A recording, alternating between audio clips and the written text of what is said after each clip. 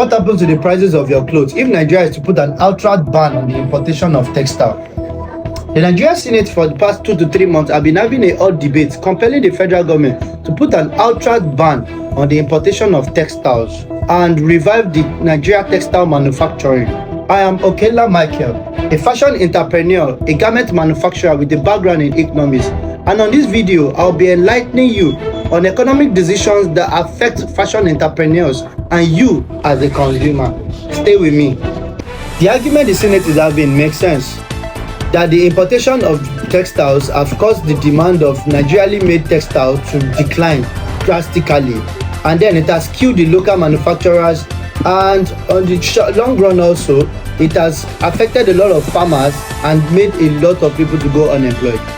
In the 70s, it was noted that about 500,000 people were employed in the Nigerian garment production, just in textile manufacturing alone, which is a lot if you have to consider it. But there's a problem. If you are looking at the fashion industry right now, the fashion industry is worth about 17 trillion, and that was last estimated in 2025, which is a very long time.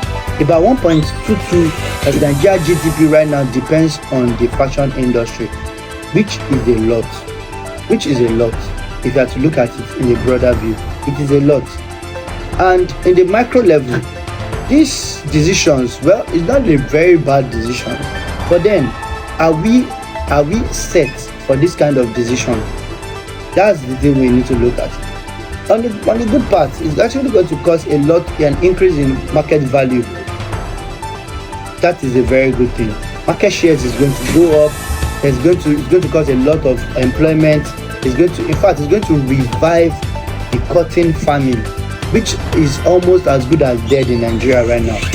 It's going to help a lot of we manufacturers to be able to source fabrics locally, which will be easier, faster, and then the market time is going to be faster and better. We would even be able to decide the kind of quality we want and how we want our textiles to be, which is different from what we have right now, that you are only limited to what you see in the market. But now we'll be able to decide how do we want our textile to be, what kind of fabric want to go for this work, what kind of fabric want to go for this production, which is a good thing. But on the short run, there's going to be massive increase in price. When I mean massive increase in price, in fact, if not properly maintained, it could be like a ×2 increase in price of the clothing and then of what you have presently, which is going to, on the short run, a lot of small business owners, fashion business owners, are going to close up, especially those that don't know how to do proper pricing. That is why you should watch my next video, because I'll be making a video where I'll be giving tutorials on how to do proper pricing, especially you as a fashion entrepreneur. A lot of small businesses in fashions are going to close up. Presently, the Nigerian fashion is feeding about 10 million people. About 10 million individuals in Nigeria depends on the Nigerian fashion industry for their livelihood. What is going to happen to those 10 million people? The policy, well, I don't have any issue with the policy, because I think if properly put in place, then it will be a very good idea. But is Nigeria ready for this kind of decision? Go to the comment section and let me know what you think. Let me know how you see it. How do you think it's going to affect the economy in micro level and in macro?